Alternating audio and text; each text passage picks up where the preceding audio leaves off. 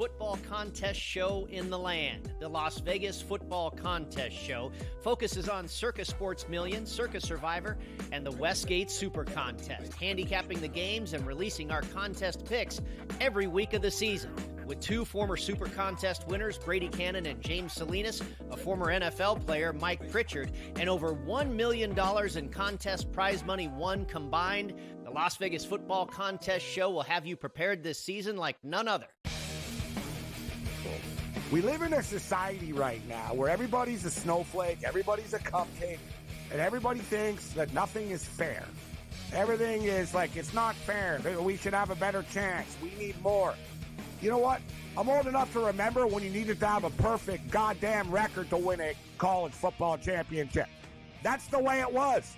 11-1, too bad. Sports Rage tonight, only on SportsGrid. Grandma Bear, who owns the football team, probably comes in, gives a little, oh, man, you're such a good little boy out there. Congratulations, the way you coach this football team. I'm never going to fire you. Totally, I missed you pinching your own cheek.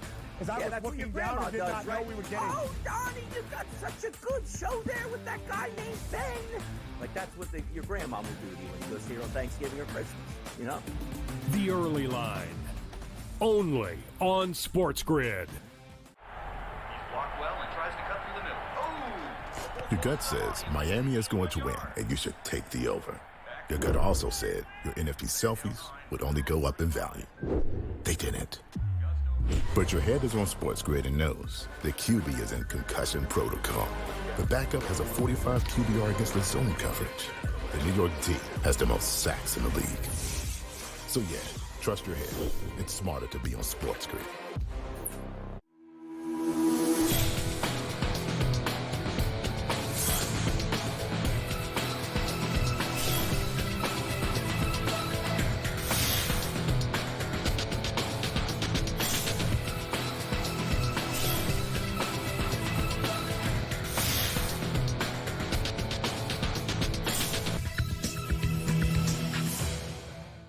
Good morning. Welcome to NewsWire here on SportsGrid. Happy Monday. Hope everyone had a happy Thanksgiving holiday, and great to be back with you here on the show. We've got a fun week ahead of us here. We're looking forward, of course, to the big week in college football, championship week. We'll get into that and also dive into the latest in the National Football League, some college basketball, some NBA as well. And the National Football League, speaking of heating up, Vinnie Iyer will join us from Sporting News. Also, our SportsGrid insider, Adam Caplan, joins us on the show in just a few minutes.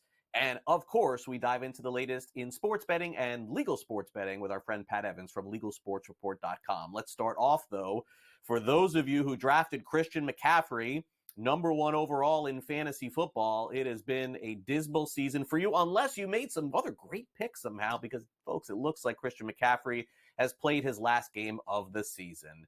Looks like a PCL injury to the left knee, which could potentially sideline him for the rest of the way. The head coach last night, Kyle Shanahan, saying that he could miss the remainder of the season. Adam Schefter of ESPN seemingly throwing some shade that it could happen as well. So at this point, looking for other options are you. And the San Francisco 49ers playoff hopes take a big hit yesterday because the Buffalo Bills have dominated for the majority of the season and dominated again in the snow Sunday night. 35-10 was the final score. Josh Allen just climbing up the charts over on the FanDuel Sportsbook to potentially win the most valuable player. In fact, he is the favorite, followed by Saquon Barkley. It looks like a two-player race at this point because not only does Josh Allen run for touchdowns, not only does he throw for touchdowns, but even last night he threw one to himself. That's right, a ball thrown, tipped, he caught it, went in for the touchdown, with an assist from Amari Cooper, who talked about that last night. It's got to be up there. I wish he got credited for something there, an assist or a passing touchdown. But, again, I kind of threw a bad ball, so I was just kind of chasing it. I was kind of tipped around. He made a heck of a catch. Yeah. I threw it. It was just kind of sticky hand, and I just kind of chased the ball just to be there. And we made eye contact, and that's what it was, yeah. He just pitched it, and I had to go make a play. It was dope. It's a good feeling.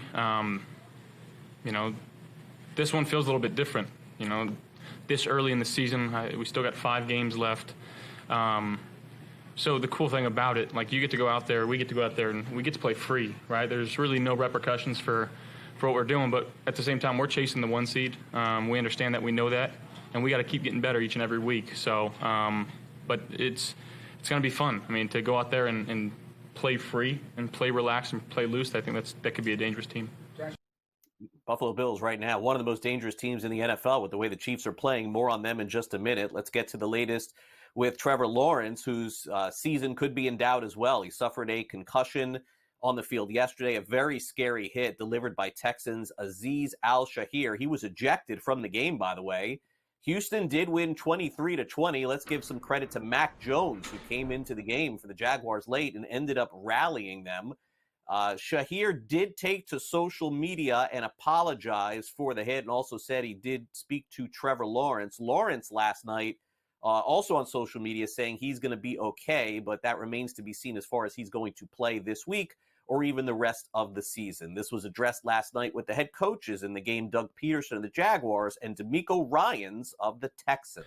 Well, look, it's a play that nobody wants to see in our league, obviously, because you see what happens, after the fact, and it just escalates. And I've got a lot of respect for Coach Ryans, and I mean, I know he doesn't coach his team that way. We don't coach our team that way, and it's unfortunate. It really is. It's unfortunate, and I'm just glad that Trevor's going to be fine. He'll obviously be in the protocol, but it's just an unfortunate play. Yeah, it's not unfortunate with the hit with the Z's. It's that's not what we're coaching. It's just want to be smart in everything we do and not hurt the team. Get a penalty there. We just have to be smarter when the quarterback is going down. Just an unfortunate play, not representative of who Azeez is. Like, Azeez is a smart player, really great leader for us, and we felt his presence not being there, not his loss. It really affected us on the defensive side.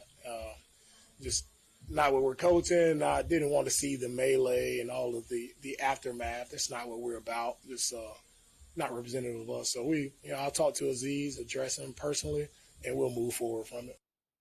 Let's go back to the NFC, where if there is a challenger right now to the Detroit Lions, it has to be the Philadelphia Eagles, as they beat the Baltimore Ravens 24-19, and the Eagles are now 10-2 on the season.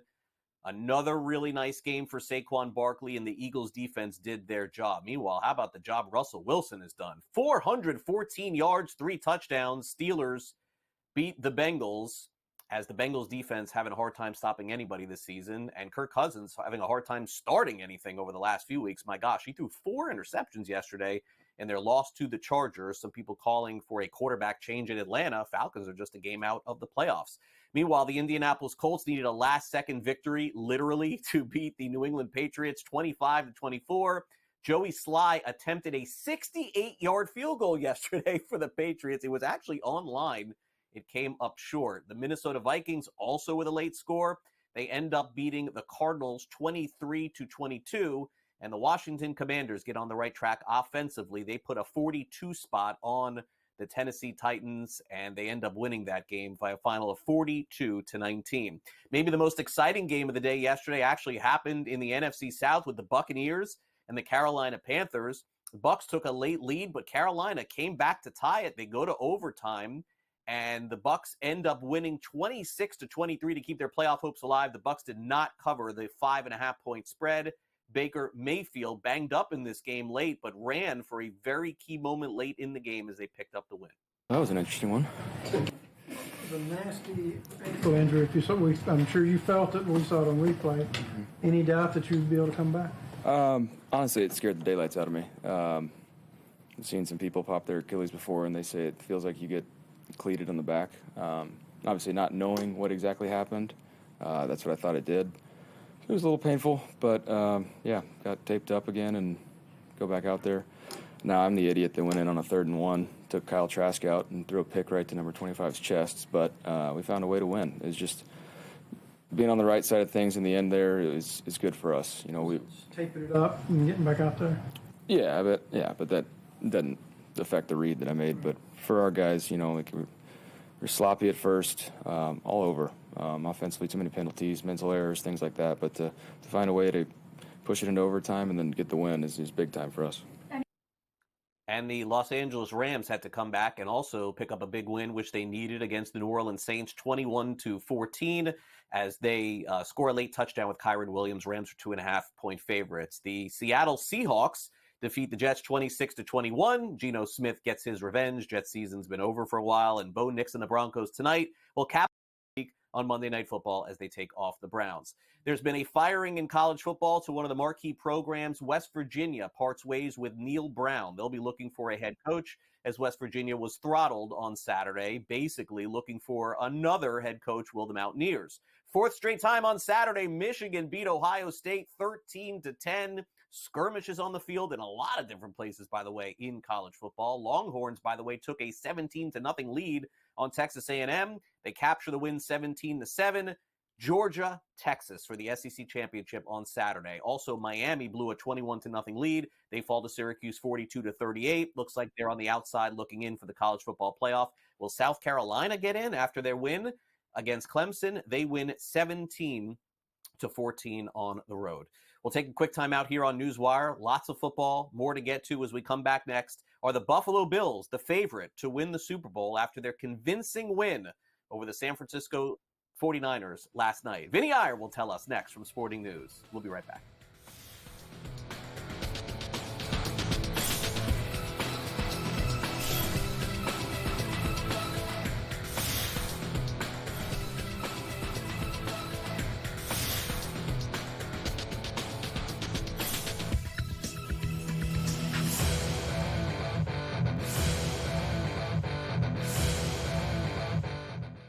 The sharpest football contest show in the land, the Las Vegas Football Contest Show, focuses on Circus Sports Million, Circus Survivor, and the Westgate Super Contest, handicapping the games and releasing our contest picks every week of the season.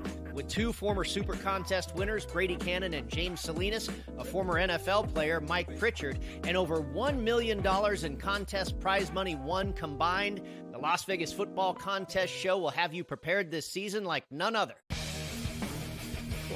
We live in a society right now where everybody's a snowflake, everybody's a cupcake, and everybody thinks that nothing is fair. Everything is like, it's not fair. We should have a better chance. We need more. You know what? I'm old enough to remember when you needed to have a perfect goddamn record to win a college football championship. That's the way it was. 11-1, too bad. Sports Rage tonight, only on SportsGrid. Grandma Bear, who owns the football team, probably comes in, gives a little, oh, man, you're such a good little boy out there. Congratulations, the way you coach this football team. I'm never going to fire you. Totally, I missed you. Picking your own sheep? Because I was looking down and did not know we were getting... Oh, Donnie, you got such a good show there with that guy named Ben. Like, that's what your grandma would do to you when you go see her on Thanksgiving or Christmas, The Early Line, only on SportsGrid.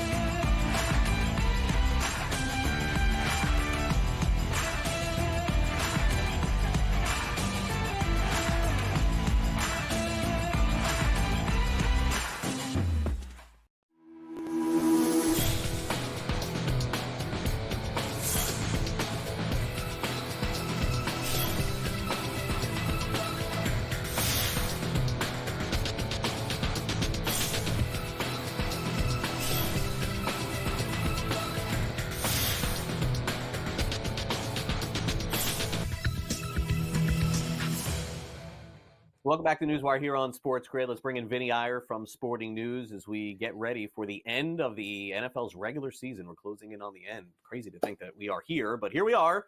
All right, Vinnie, Buffalo Bills, they dismantle the San Francisco 49ers yesterday. Fair to say we can stop talking about the 49ers comeback at this point. That's not happening. What about the Bills? Are the Bills the favorite to win the AFC? Are they the favorite to win the Super Bowl for you at this point? They have to be up in terms of like the power ratings, as they say, maybe Vinnie's powerratings.com, whatever we got. They got to be amongst the top, 3, 4 teams in the NFL, maybe number one.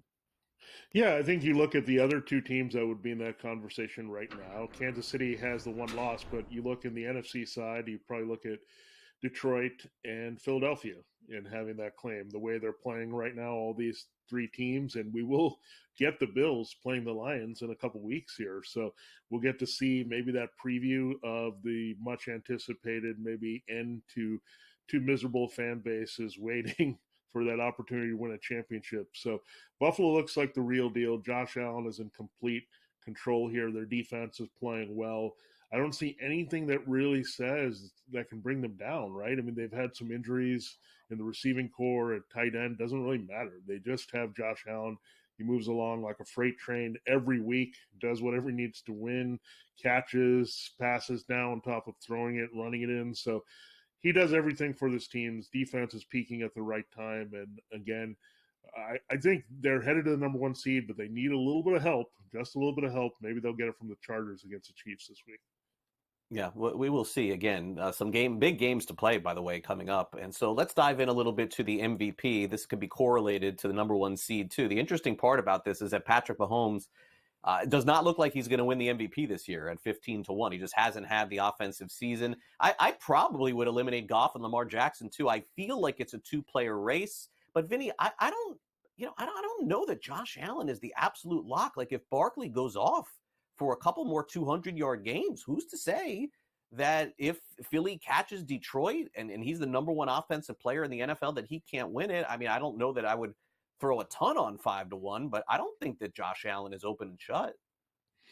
Yeah, I mean, in the eyes of the voters, certainly not. I mean, there are different perspectives to have there. And if Saquon Barkley stays on the record rushing pace, by the way, he gets the worst run defense in the NFL this week. And the Panthers, he could really pad that total.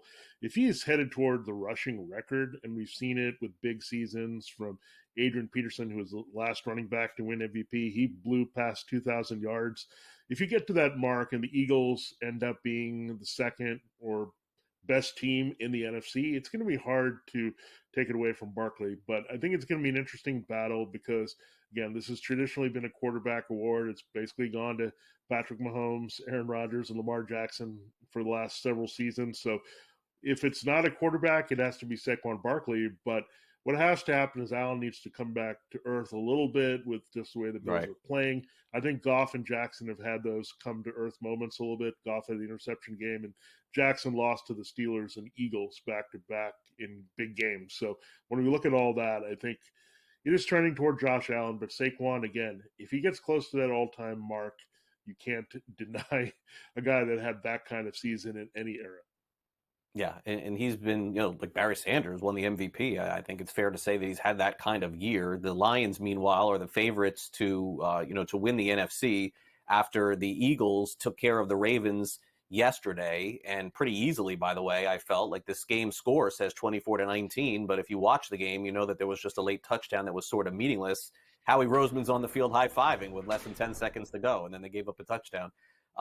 But the reason why the Eagles are very close, Vinny, to Detroit is the Eagles' schedule is relatively easy. So there's some thought that maybe that they could catch them. As you see, I mean, it would be a stretch to think Green Bay, Minnesota, or Seattle could. But I guess that's kind of the reasoning behind it. Do you think they can do it? You think Philly can catch them? Some think they can go undefeated.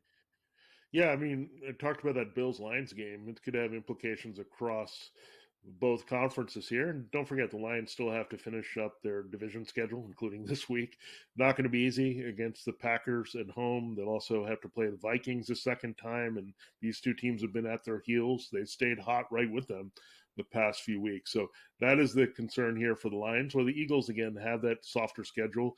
They do get the Commanders again, but they handled them pretty well the first time. And again, the Panthers are probably going to keep that momentum for the Eagles this week. So Eagles are just playing lights out. They're playing great offensively. They're running the ball how they want. Their defense continues to improve each week under Vic Fangio with a lot of those young players contributing. So I think the Eagles are also on a very high trajectory right now, matching the Lions.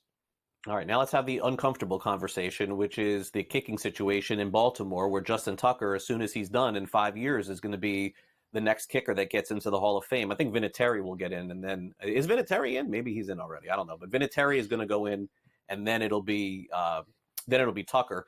And so the thing is that Vinny, I don't mind a kicker like Tucker who hits and misses some, but I think the thing for me with the Ravens moving forward is he was always that guy that, like, betting on the Ravens, you knew the game was going to be really close because he was going to make all of their kicks and it would be a 3-point game. I don't know how Baltimore makes a change here. I don't think that they can. I think the Ravens just have to hope things get figured out, and then maybe they part ways with him at the end of the season. I'm not really sure what's going on here because I don't know how to identify kicking success or failure. Yeah, I think just missing some things that you expect, and sometimes you're a victim of your own success where you have such a high standard that you set because of what you've done. I mean, he's got the all-time record. I mean, someone tried to beat it. Joey Sly couldn't quite make that 68-yarder, but then you realize, wait, he made a 66-yarder in his prime when he was a kicker, and you're going to fade a little bit when you get older. I mean, we forget about that, right? Everybody gets old. Your leg is not going to be as strong. And it's a delicate situation to bring up. And there's some guys that have defied that, like a Phil Dawson or a Robbie Gould, somebody like that. But Tucker just may not be that guy the way he's built, and he might just be wearing down. And that can happen at kicker too. Yeah. Do you have any opinion on tonight's game? Broncos-Browns. Broncos up to 6.5. I think this opened up at 5. Yeah, the Broncos play very well at home. Bo Nix is playing on target here, throwing downfield. I think it's a really good matchup for the Broncos tonight. So I do lean on the Broncos side against the Browns, especially after the win over the Steelers last week. Thanks, Vinny. All right.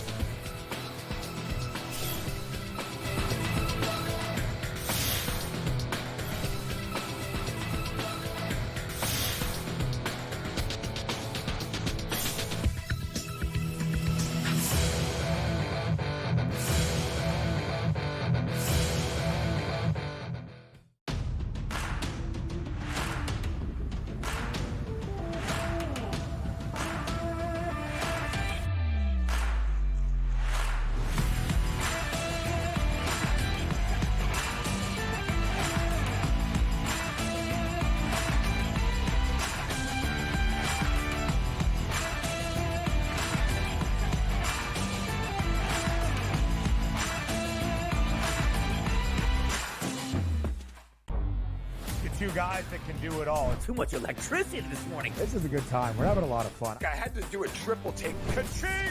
Why? Because of parity. I didn't mean to offend. Yeah, it's not going to happen. Load management is a dirty word. Let him rip. You know what? Circumstances provide the results. What? How do you do this one? Oh, Donnie, you got such a good show there. A network that is booming. The Early Line, only on SportsGrid. The sharpest football contest show in the land, the Las Vegas Football Contest Show, focuses on Circus Sports Million, Circus Survivor, and the Westgate Super Contest, handicapping the games and releasing our contest picks every week of the season. With 2 former Super Contest winners, Brady Cannon and James Salinas, a former NFL player, Mike Pritchard, and over $1 million in contest prize money won combined, the Las Vegas Football Contest Show will have you prepared this season like none other. Fillet Indiana. They would smash them. What? Honestly. You listen to yourself speak. That's not a reality question. They have not played each other. You are using hypothetical. And they got embarrassed. As so many if teams they do. Won that football. Yes, that's you're but that's the thing, guys. No. Stop. The only argument is Indiana is a decent football team and a product of their environment. The Early Line, only on SportsGrid.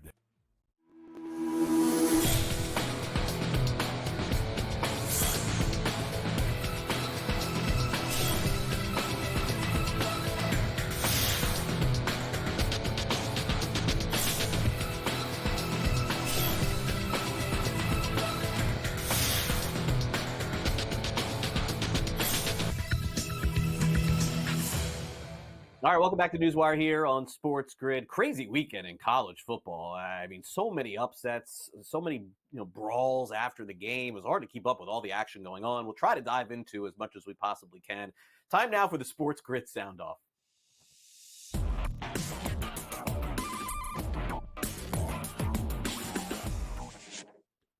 All right, among the many upsets in rivalry week in college football, we had the Michigan Wolverines defeating the Ohio State Buckeyes once again. 4 straight years this has happened, previously with Jim Harbaugh, now with Sherrone Moore. Ryan Day is the head coach of the Ohio State Buckeyes. This guy is under a ton of fire now after losing again. But meanwhile, OSU is going to be playing in the college football playoff, right? They're going to still be a top 10 team, I would assume, going into this thing. But after the game was what everybody was talking about, not just, by the way, at that game, but a lot of the other college football games as well.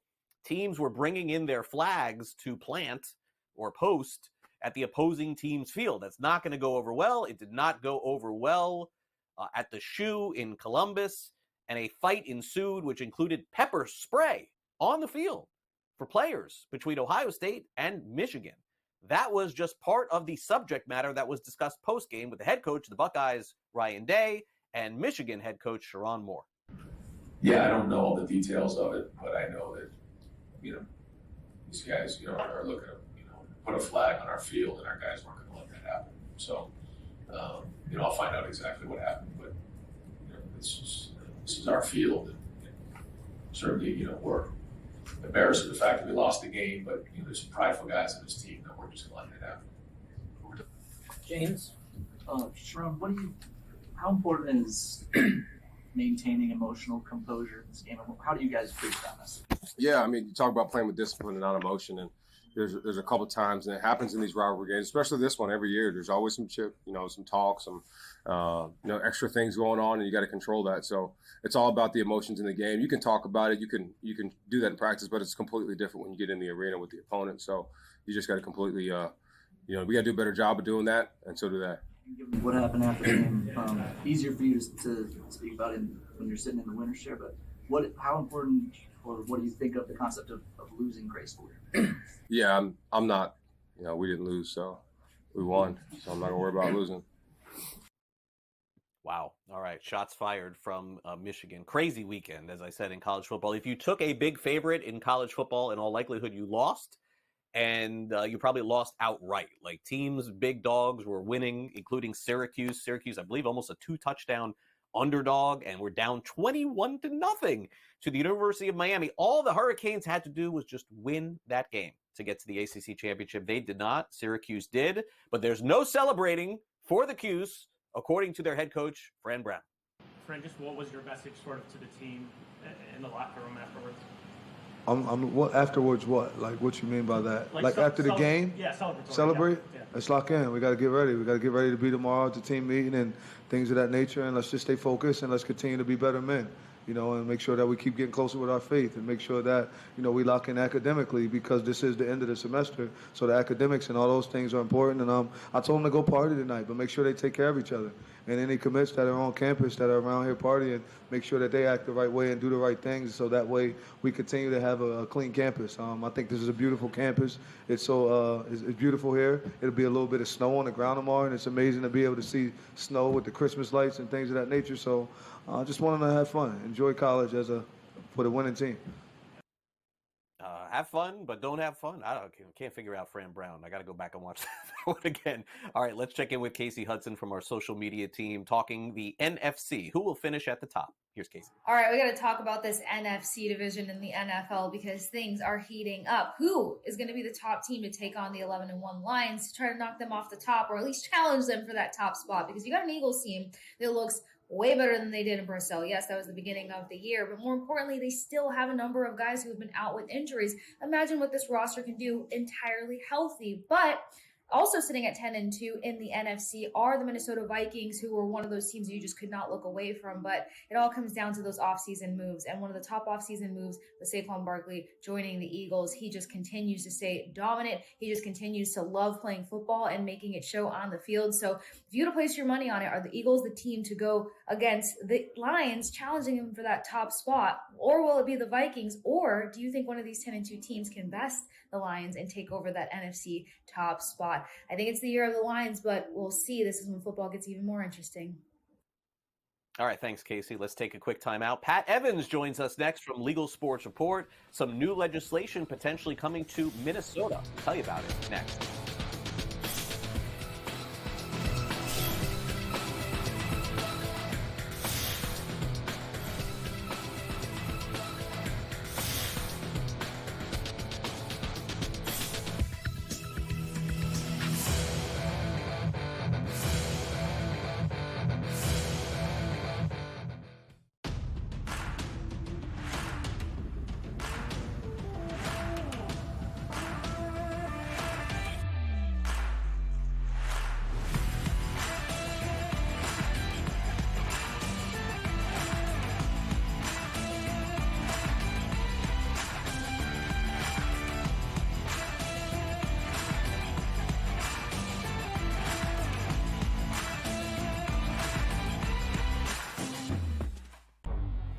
two guys that can do it all. Too much electricity this morning. This is a good time. We're having a lot of fun. I had to do a triple take. Ka-ching! Why? Because of parity. I didn't mean to offend. Yeah, it's not going to happen. Load management is a dirty word. Let him rip. You know what? Circumstances provide the results. What? How do you do this once? Oh, Donnie, you got such a good show there. A network that is booming. The Early Line, only on SportsGrid. The sharpest football contest show in the land, the Las Vegas Football Contest Show, focuses on Circa Sports Million, Circa Survivor, and the Westgate Super Contest, handicapping the games and releasing our contest picks every week of the season. With two former Super Contest winners, Brady Cannon and James Salinas, a former NFL player, Mike Pritchard, and over $1 million in contest prize money won combined, the Las Vegas Football Contest Show will have you prepared this season like none other. Fillet Indiana. They would smash them. What? Honestly. Do you listen to yourself speak? That's not a reality question. They have not played each other. You are using hypothetical. And they got embarrassed. So many if teams they do. Won that football. Yes, that's you're but that's the thing, Johnny. No. Stop. The only argument is Indiana is a decent football team and a product of their environment. The Early Line, only on SportsGrid.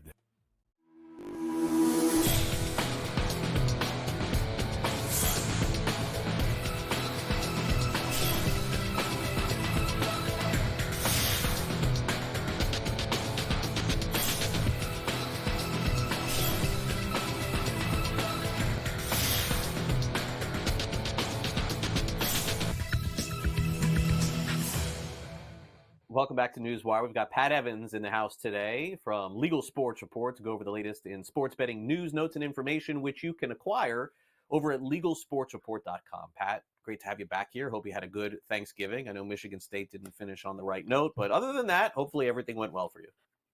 Yeah, I was, first of all, I know you had a few extra days off, so I hope you really enjoyed your time off as well. Hey, I was okay with the football season. A lot of Michigan State fans aren't, but it's going to be a rebuilding process. But hey, the Michigan State basketball team did okay in Maui, so right. I took a nice week to celebrate that. It always seems like the basketball team's making up for the football team. I don't know, just every year it feels that way. Well, so be it. All right, let's get to this very bizarre, to me, story that you guys have posted at LegalSportsReport.com, which is a new sports betting bill in Minnesota, which is surrounding responsible gaming. And again, nothing wrong with that. See it everywhere, happening all over the country and in Canada as well. But Minnesota does not have legalized sports betting, Pat. So what kind of responsibility should people be taking if it's all illegal anyway? I don't get it. So this is, you're right. It's an interesting situation in general. I mean, Minnesota, as we've talked about a lot in the past couple of years, has always been one of the states that we're looking at to legalize. It's very close. It's come very close a couple of years in a row. However, there's a lot of parties at play here. It's a very state with a lot of Democrat control and a lot of Republican control there. And of course, this is an issue that needs bipartisan support because there's a lot of detractors on both sides. Heading into this next session that starts next month, we know there will be a couple bills, one from a Republican senator who, has been a proponent, and one likely from Zach Stevenson, a Democrat who has led this process the last couple of years with full Democratic control. Now the House is now in Republican control and the Senate's pretty much 50-50. So it's going to be even tougher for this to happen. What's going to throw in another wrench here is the Senator John Marty's bill. It would enact sports betting, but he's been somewhat of an opponent in the years past. And there's been times he's introduced amendments that have been criticized by the industry and said this will harm our industry if this actually happens. And so like he calls sports betting predatory, but he's admitting that it happens illegally, so you might as well legalize it, but let's put in lots of responsible gambling guardrails, I suppose, for lack of a better term, and it does that. Again, the industry probably is not a fan of this bill. There's, a lot of guardrails. It bans in-game betting, college prop bets. The taxes rate would be 40%, which, it's not New York at 51%, but it's very high in comparison to a lot of other states.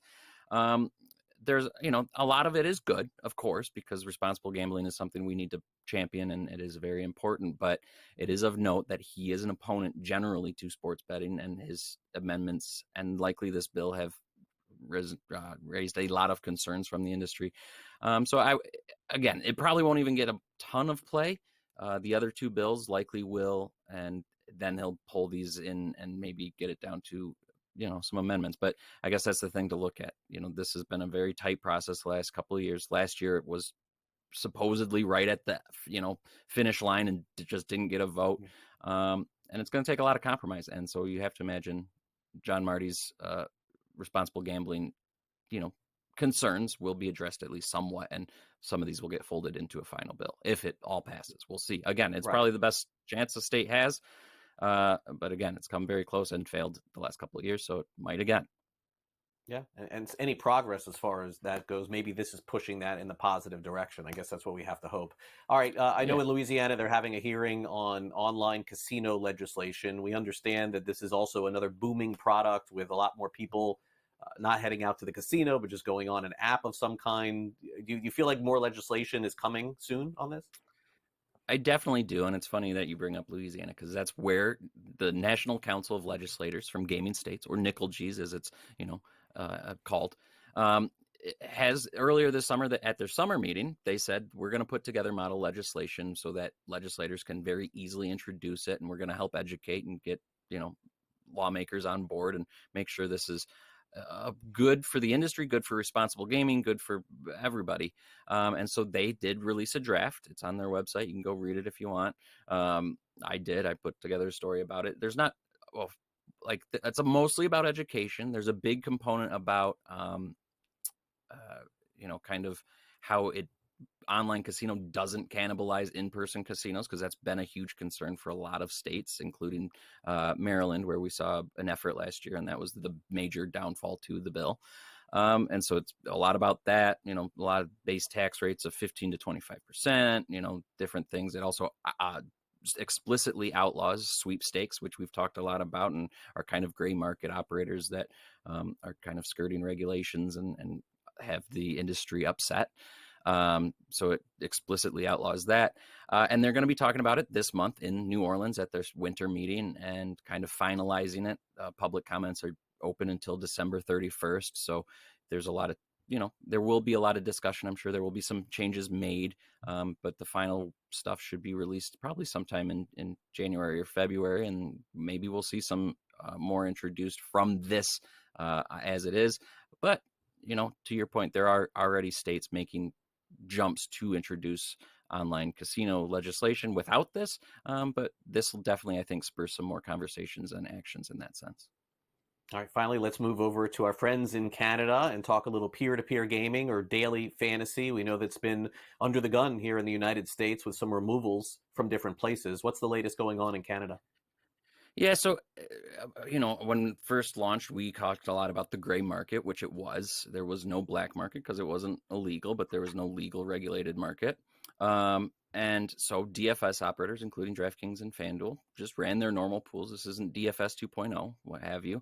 And so once they kind of put it together, the regulations and everything, there was a stipulation that you had to be within Ontario's borders. So DFS operators shut down because they said, well, we're pooling you with other people. This is a violation, whatever. Now the government has gone to the courts for a decision. They applied. They said, hey, we want to be able to let our players play in pools, whether it's DFS or poker, in other markets. And, those hearings were held last week. It will probably be a couple of weeks, couple months until we know any sort of outcome. But it's interesting that it's the government saying, hey, we want our players to do this, but we need explicit permission to allow them to do that. And so we'll see. And I think it'll be something to consider too when we know Alberta is putting together their rules. It'll be similar. So they want to play with players in, here, Michigan or the US, whether it's DFS or poker or what have you.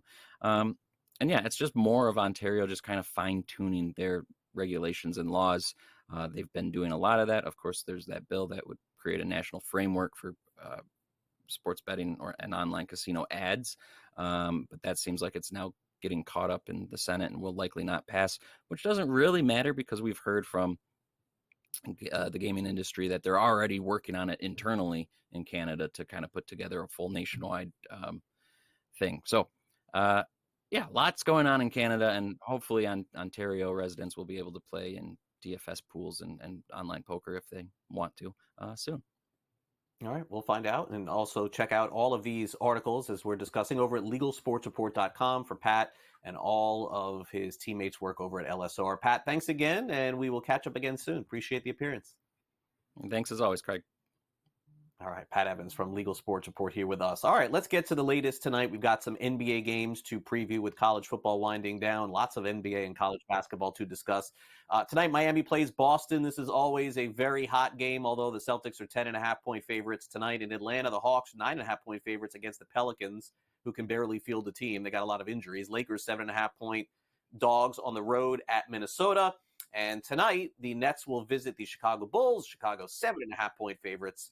233.5 is the total. Our SportsGrid insider, Adam Caplan, joins us next. Don't go away.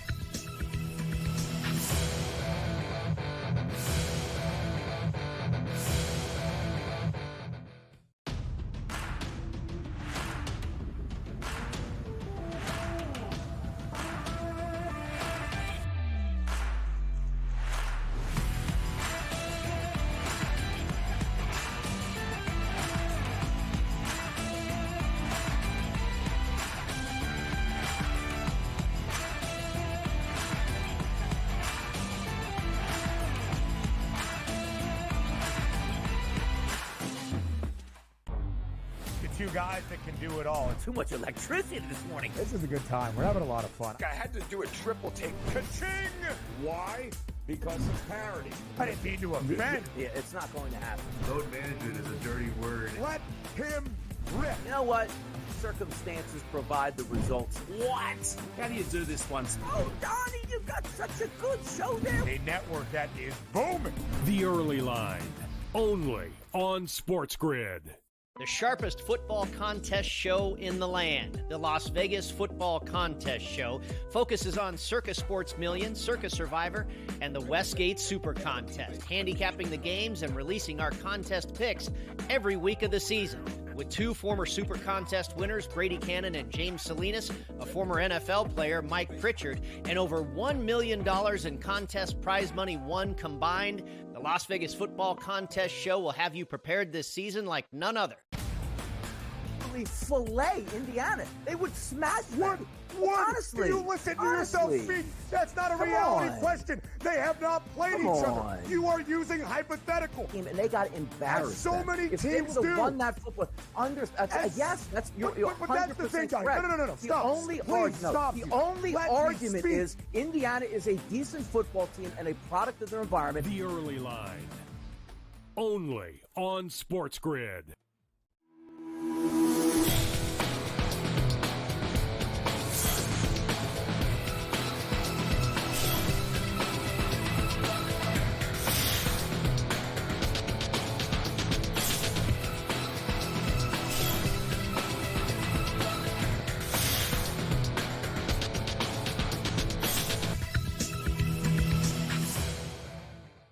Welcome back to NewsWire here on SportsGrid. Adam Caplan is with us as he is each and every Monday to discuss the latest in the National Football League. And we're actually going to talk some fantasy here too, because I know a lot of people are feeling that this morning. Yeah. First, let's give credit, Adam, to the Buffalo Bills. They've been one of the most dominant teams in the National Football League, and I don't want to lose sight of that by saying anything negative about them. They've been fantastic, deserve to be having the favorite of the MVP on their team, deserve to be among the top 2-3 teams in the AFC to win it. But on the side of the 49ers here, now, Adam, finally I have somebody as old as me that I could talk about this.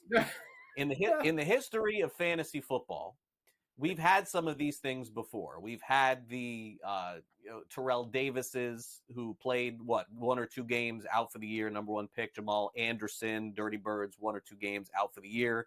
More recently, David Johnson was the number 1 overall pick. I think he played 1 game out for the year.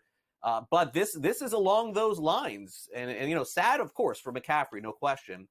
But this just goes to show that how much luck is involved in fantasy football as well when you invest number 1 or number 2 overall pick in a player that plays less than 5 games, which is what this is going to end up being.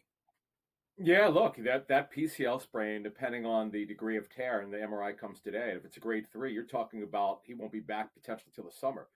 The posterior cruciate ligament injury is a tough one. It's very rare. MCL is the most popular one, then ACL, so it's a shame. It looked ugly, and Jordan Mason, of course, will fill in once again, and he was leading the league, I think, around week 7 or week 6 in rushing. And Isaac Guerrero, the outstanding rookie from Louisville, who I'm told has great hands. He's terrific out of the backfield. He'll back him up. Tough loss for the Niners, but the Bills, I'm glad you brought them up. They've been way better than I thought. They are just a phenomenal football team, very well coached. Sean McDermott, all he does is win. In the playoffs, it's a different story. That's going to be a litmus test for them. Craig, could they put it together? Now, a big part of that win last night is getting Matt Milano back, their best defensive player. One of the best coverage linebackers in the National Football League. He's the guy who's always going to be on George Kittle, somebody like that. He's always on the tight end, and getting him back is massive. And they're doing this, Craig, without a deep passing game on offense. They don't have that. It's a little bit weird not to see them throwing the ball downfield, but the short to intermediate game is working. James Cook, Dalvin Cook's younger brother, has been a great story at running back, and they're getting the job done. They're really fortified now. They're getting healthier at the right time. Let's go to Houston. They're doing just enough. They're going to make the playoffs. How far they go still remains to be seen. They have not played well. Let's give credit to the Jaguars. Boy, they seemed to rally when Trevor went down. When Trevor Lawrence went down, Mac Jones all of a sudden started going crazy. But that was really the story yesterday. A big hit delivered by Azeez Al-Shaair from the Houston Texans on Lawrence. That's probably going to cost him this week, if not more. And Lawrence has already been banged up. I know he apologized. I'm not sure what Trevor Lawrence has to say about it, although he played the PC card last night saying he's fine. What do you think? Do you think we get a suspension here? Is there any more to this? All right, this is the way it works, Craig, when the NFL finds players. So, first of all, they look at the video. John Runny and Troy Vincent from the NFL's operations office, they'll look at the video of it. Could have he pulled up? See, that's the thing is, and I've seen these fine letters. Agents have let me kind of see what they look like, and players have actually sometimes put them on Twitter when they don't agree with it. But look, if it's a late hit, okay, that's clearly a late hit. Now, also, in terms of egregiousness, does he have a history of doing this? Like, I remember covering Vontaze Burfict. Remember him? One of the most aggressive players in NFL history. Got fined relentless. I mean, just ridiculous. Dirty player, right? The league, it was sort of like a layup for them because they knew that he was going to have to be suspended because he kept doing this. Now with Shaair, they'll look at his history of aggressive play, and if he's got a bunch of them, he's going to get suspended. On your point, so that's what it's going to come down to. I'll say that, and I'm not defending what he did. Okay, he lowered himself, but the big thing is he didn't pull up. And the league will tell you, as they've told me when I've asked, is they want the player to pull up. I know it's hard, it's high speed, but you got to try to do it. They want to protect quarterbacks at all times. And you mentioned Trevor Lawrence. Remember, he had the left shoulder problem where he missed time, and he just came back. And the other thing is, from what we do here in SportsGrid, they've got a history of covering, despite how bad they are. They cover a decent amount of time. Which is surprising. Yeah, they covered the 5 yesterday. A lot of people like that. Didn't look good, by the way, in the first half. Then all of a sudden they came back. Panthers looked good yesterday. They ended up covering, almost beating the Tampa Bay Buccaneers. Bryce Young finally seems to put it together. Let's give some credit to Dave Canales and that staff. I mean, they've definitely seemed to have pushed the right buttons to get him back going. Although if Andy Dalton doesn't get in a car wreck, I don't even know that he gets the chance. Regardless, the story for the Buccaneers, yes, Baker Mayfield, but also Bucky Irving, who they clearly at this point have finally realized is their best running back. I mean, they were playing with 3 running back, carousel for the majority of the year. My gosh, Todd Bowles, wake up! This guy Irving is a star. Here's why, Craig, that he has not been the guy. See, first of all, Rachaad White is a better pass protector. That does mean a lot to coaches. But the big thing is they weren't sure if Bucky Irving could handle volume. But as you just mentioned, and it's absolutely true, for the first time this season, he showed he could handle heavy volume at the running back position. He's got more juice than Rachaad White. So now going forward, if they're going to make a playoff run here, Bucky Irving's got to be that guy. Now, you got to be careful game after game after game. He might be under 200 pounds, Greg. That's the issue with him. That's why he went to the 4th round. And good job by Jason Licht, their general manager, of drafting him. But they're in a good shape here. And thankfully, for the Bucs' sake. They found a miracle win to come back with 30 seconds left in regulation to tie it. The Panthers have to go into Philly. You have to figure that they're going to be deflated after a terrible loss. But you're right. They're way more competitive lately, and Bryce Young is doing a good job. He's definitely improved lately. There's no question about it. Yeah, it seems to be at least going into next year with some confidence. Okay, I never would have anticipated at the beginning of the season asking you, Adam, will the Broncos, cover a 6 or 6.5 point spread? Because I didn't think they'd be 6 or 6.5 point favorites against anybody in the NFL this season. So that's my focus tonight. They take on the Browns. I know this line was 5, 5.5. It just keeps creeping up. I mean, my gosh, who are the Broncos, I guess, to be laying this number? I know they keep winning and covering. Will they do it again tonight? Yeah, honestly, if I had to take a side here, it would be the Broncos. And by the way, the future numbers to start the season for the Broncos, depending which book you looked at, 4.5 to 5.5 wins. This is the shock. You look at this team, them and the Vikings, never saw it coming. I cannot believe the Vikings were given 6.5. It's unbelievable. All right, Adam, great to catch up with you. Thanks for coming on the show. Thank you. We'll wrap it all up next.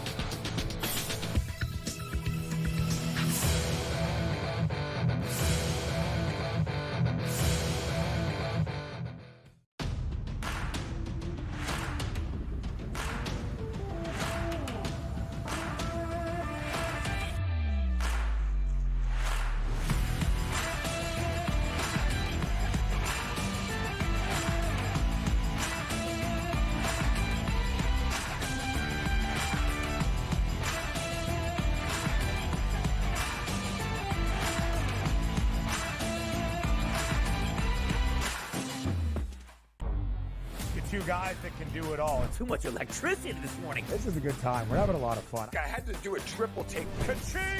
Why? Because of parity. I didn't mean to offend. Yeah, it's not going to happen. Load management is a dirty word. Let him rip. You know what?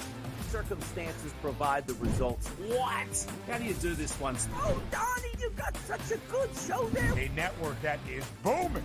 The Early Line, only on SportsGrid. The sharpest football contest show in the land, the Las Vegas Football Contest Show, focuses on Circus Sports Million, Circus Survivor, and the Westgate Super Contest, handicapping the games and releasing our contest picks every week of the season. With two former Super Contest winners, Brady Cannon and James Salinas, a former NFL player, Mike Pritchard, and over $1 million in contest prize money won combined, the Las Vegas Football Contest Show will have you prepared this season like none other. Fillet Indiana. They would smash them. What? Honestly. Do you listen to yourself speak? That's not a reality question. They have not played each other. You are using hypothetical. And they got embarrassed. So many if teams they do. Won that football. Yes, that's you're but that's the thing, Johnny. No. Stop. The only argument is Indiana is a decent football team and a product of their environment. The Early Line, only on SportsGrid.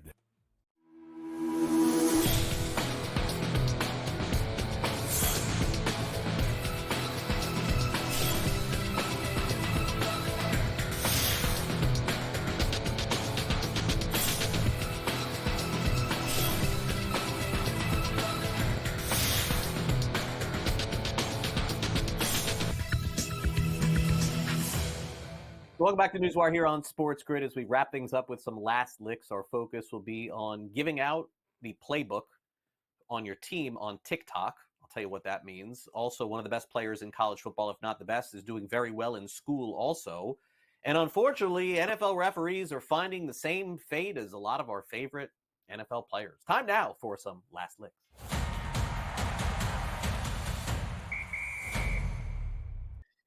The dangers of going on social media and TikTok have risen once again. This time it is Detroit Lions running back Jahmyr Gibbs posting a TikTok video where in the background of the video you can clearly see the Detroit Lions playbook on a whiteboard. And a really funny response from Dan Campbell about this. He was asked post-game about it. I think there was actually some fans that were like mad at the reporter for asking this and outing him. Like, come on, give me a break. Dan Campbell says, I really don't give a crap. I mean, if we're going to lose because of code words, then we're not good enough anyway. I think we'll just post the whole freaking playbook out there, and every code word we got, it doesn't matter. It's not going to hurt us. It won't affect us in the grand scheme of things. It is not a big deal. We're seeing this happen everywhere. By the way, the other thing, too, is have you noticed at different times when coaches put their playbook over their mouths like this, and you can if you really wanted to, couldn't you kind of see the playbook anyway? Like, I think Dan Campbell makes a really good point. Now, Jahmyr Gibbs probably has to think twice about posting that sort of stuff. True. But in the end, talent's going to win. And maybe that stuff will work in college football, but I would think at the pro level, that stuff doesn't really matter. Here's what does matter. We've got to talk about something positive here on the show today. And here's what we're going to do. Travis Hunter, who is the overwhelming favorite from University of Colorado, plays for the Buffaloes, plays offense, plays defense. And by the way, Deion Sanders, head coach, Prime, he said Travis Hunter's going to play in their bowl game too, along with his son, Shedeur Sanders. That's great. I love to see those players playing in the bowl games. But here's what else is happening. Travis Hunter's going to graduate from Colorado. Actually, he's not going to graduate. He's going to leave early, right? Not a senior. Is he a senior? I don't think so. Anyway, he has a 4.0 grade point average. So the best player in college football on offense and defense also has probably as high as a GPA you can have. Now, I guess with some honor stuff, it could be 4.2, 4.7. It could be 10. I don't even know how GPA works anymore. I guess I should figure that out. But Travis Hunter, great job by you. Best player in the land, going to win the Heisman, and also post your report card at the Heisman Trophy ceremony. I believe it is 2 weeks from Saturday, if I'm not mistaken. I think we got the championship week. Is it the same week as Army-Navy week? I think it could be the same week as that. I don't know. Either way, good job by Travis Hunter for having a 4.0 GPA. My GPA in college, not 4.0, just for the record. Not 4.0. I think 3 point something. Definitely not 4.0. 3.2 maybe? Maybe 3.4, something like that. I did okay. Here's what's not okay. NFL referees are dropping like flies. Look at this yesterday. On the field, referee gets hurt, and instead of walking off the field, this dude had to get carted off the field. This is horrible. I mean, all these injuries in the NFL. I mean, you tell me that this Christian McCaffrey injury makes anybody feel good? I mean, there's just too many injuries in the NFL. Now referee goes down. He's going off the field too. Look, there's just no way to stop this. It's just such a physical sport that we're going to see this. But the last thing that we want to see is the referees go down too. I guess I'll wait to hear the official news. I, for one, we've talked a lot of McCaffrey here on the show today. Kind of wanted to do it here too. Have him in one of my leagues. Really have no other alternative. But this is just the nature of luck in sports. A lot of luck in gambling too. We know that too. But luck in fantasy sports as well. All right, that'll do it for our show today here on NewsWire. I want to thank all of our great guests here on the show. And of course, Pat Evans from Legal Sports Report, Adam Caplan for coming on the program, Vinnie Iyer from Sporting News. Here's who else I want to thank, our great crew. We got coming up next. We got Scott Farrell Coast to Coast, 3 o'clock Eastern, getting you ready for the big Monday Night Football game. Broncos win. They're one step closer to getting in the playoffs. Game time decisions following that show, followed by Pro Football Today, in-game live, and then Pro Football after that, recapping all of the sports betting news, notes, information, props, everything that you could possibly ask for. We got it for you here on SportsGrid. That's coming up tonight, and we'll be on all throughout the night exclusively here on SportsGrid. Also want to thank our director, Luke, and our producer, Frank. I'm Craig Mish. Hope you have a great rest of your day, and we will see you back here tomorrow for our next edition of NewsWire, each and every day, Monday through Friday, 11 a.m. Eastern. So stick with us here on the grid. More great programming coming up next. And I will see you tomorrow here on the show. See you then.